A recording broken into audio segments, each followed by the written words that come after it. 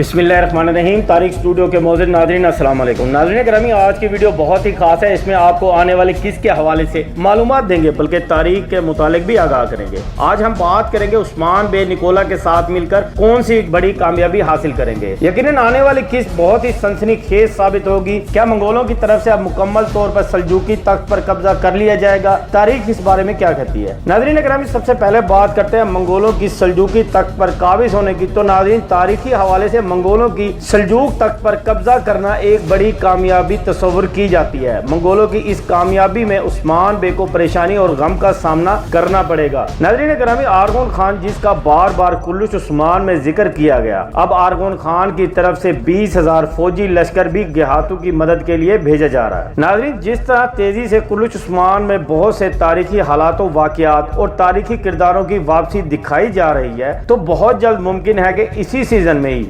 Mongol सल्जूकी तख्त पर काबिज हो जाएं, क्योंकि अब तक मंगोल सल्जूक हुकूमत पर कब्जा ना करने की शर्त में टैक्स वसूल कर रहे हैं, जो सल्जूक हुकूमत तुर्क कबाइल से लेकर मंगोलों को देती है। लेकिन नाज़रीन, जो हालात अब बन चुके हैं, तो बहुत जल्द आरगोन खान की आमद दिखाई जाएगी, जो सल्जूक तख्त पर कब्जा करेगा। यकीनन इसके बाद उस्मान बे और काइयों को बहुत सी मुश्किलात का सामना होगा। नाज़रीन करामी, तारीख में ये भी दर्ज है कि सल्जूकी सल्तनत के इख्तिताम के बाद ही सल्तनत उस्मानिया का कयाम अमल में आता है। अगर बात की जाए गेहातू के खात्मे की, तो गेहातू का खात्मा उस्मान बे के हाथों नहीं होगा, क्योंकि तारीख में वाज़ेह जिक्र मिलता है कि गेहातू का खात्मा बेदू खान करता है, जो बाद में एल खानी सल्तनत का हुक्मरान बनता है। नाज़रीन करामी, अब बात करते हैं उस्मान बे की उस कामयाबी के बारे में जो वो अपने ही दुश्मनों की मदद से हासिल करेंगे। और नाज़रीन, ये कामयाबी होगी आरगोन खान की तरफ से भेजी जाने वाली फौज के खिलाफ। उस कामयाबी में खास तौर पर निकोला भी शामिल होगा। नाज़रीन, यहाँ आपको वाज़ेह करते चलें कि उस्मान बे आरगोन खान की फौज के खिलाफ अलग अलग मनसूबाबंदी करेंगे। इस मंसूबे का सबसे बड़ा मकसद आरगोन खान की तरफ से भेजी गई फौज को गेहातू के पास आने से रोकना, और इसमें उस्मान बे कामयाबी भी हासिल करेंगे, बल्कि गेहातू की ताकत में इजाफे को नाकाम कर देंगे। नाज़रीन करामी, बात की जाए उस्मान बे और निकोला के इत्तेहाद की, तो ये इत्तेहाद ज्यादा देर नहीं चलेगा,